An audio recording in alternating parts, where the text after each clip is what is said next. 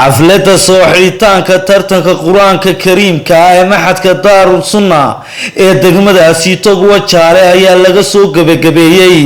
masaajidka Ar-Rahma ee ku yaala degmadani Togwa Jaale waxaana munaasabadaasi goobjoog ka ahaa mas'uuliyiinta degmada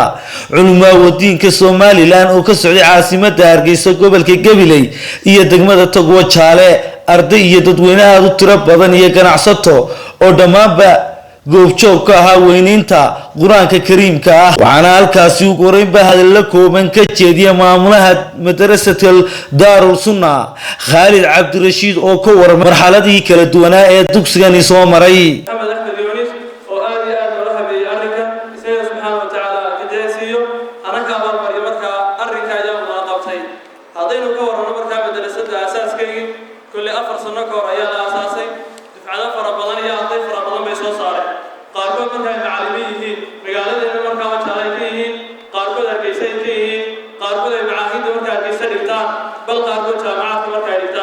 isagoo u mahadnaqay cid kasta oo ka qayb qaadatay tartanka quraanka kariimka ah ama maalgelisay sidoo kale halkaasi waxaa hadallo kooban ka jeediyay Sheekh Maxamed Ibrahim Yuusuf Sheekh Xamse Xabiib Sheekh Daawud oo maamulaha masaajidka Ar-Rahma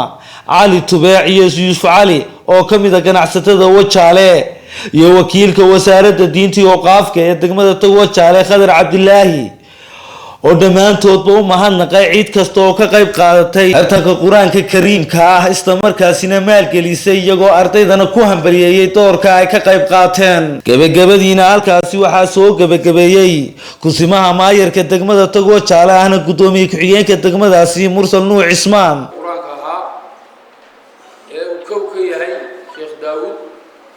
iyo macallimiinta kale la soo dadaashay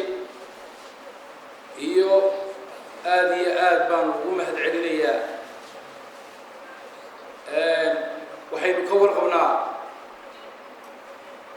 madaxweynaha talada dalka haya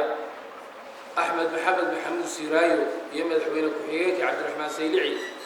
siday u nooleeyeen diinta islaamka waynu ka warqabnaa gabagabadiina halkaasi ayaa waxaa shahaadooyin lagu guddoonsiiyay abaalmarino kala duwan ardaydii ku tartamisay maxadka Daarul Sunna ee degmadaasi Togwa Jaale iyadoo geesta kalena imaamka masaajidka jaamaca ee Ar-Rahma ee ku yaala degmada Togwa Jaale Sheekh Daawud oo u mahadnaqay cid kasta oo ka qayb qaadatay dhisida minaaradda weyn ee laga hirgeliyay masaajidkaasi oo Ilaahay uga baryay cid kasta oo ka qayb qaadata in miisaanka xasanaadka ugu daro waa Nimcaan Dheeg Ibraahim TV-ga qaranka Gabiley.